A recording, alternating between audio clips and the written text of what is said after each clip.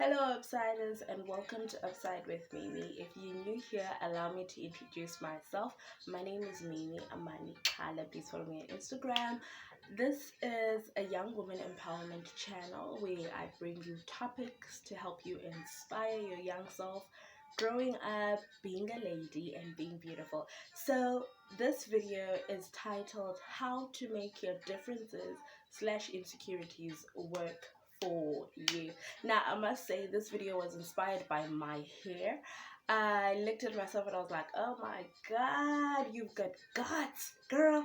So I was like, okay, let me do a video about how I learned to embrace my differences. So the first thing that you want to do when I talk about differences and insecurities, I talk about the things that somewhere somehow you were criticized for, the things that you didn't really like about yourself. But most of we going into the deeper levels now, the things that keep you up at night, or the things whereby when you look at yourself in the mirror you're not happy with. I want to talk to you about how you can make those things work for you. Now, the first thing that you want to do, you want to own it. If you're crazy, girl, own it. Okay, if you're crazy, if you're the only crazy one in your family, own it.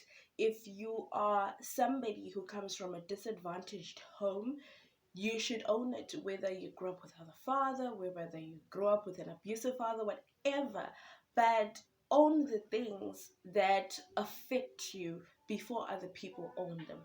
Own them so that you can accept, okay, this is what happened to me, this is who I am. If you're crazy, own that you're crazy. If you love money, own that you love money. If you are a crazy person, because that's the only thing that I'm thinking, no matter how crazy you are, own it. That's you. If you've got buck tooth, own it. If you wear eyewear, you can't see without them, own it. That is who you are. And then after owning it, what you want to do is you want to take a stand. Now, in the stereotype of, let's say, growing up in an abusive home, or growing up in a not so perfect home as society would call it, and there's a stereotype attached to that. There's a stereotype attached to kids who grow up in a dysfunctional home. There's a stereotype attached to kids who grow up in poor financial homes. If we were speaking of financial terms, there's a stereotype of kids who grew up in rural areas. You might be in Johannesburg, you might be in Port Elizabeth, you might be in Durban, but to Sugema Farmer, you're coming from back way back. And there's a stereotype, go from Julie. So take a stand and prove to people that, listen, you might be from Julie, but you've got your own way of doing things. You have a right to be here, and just take a stand for yourself. What do you want people out there to say about people like you? What do I want people out there to say about girls with blue hair? I want them to say girls with blue hair are bomb because I'm bomb, okay? So do that. What perspective do you want people to have about someone like you? A young girl who's growing up who has the same insecurities that you have. What do you want that person to have? When that girl is looking at you, what do you want that girl to see? So you work on those things and you own it.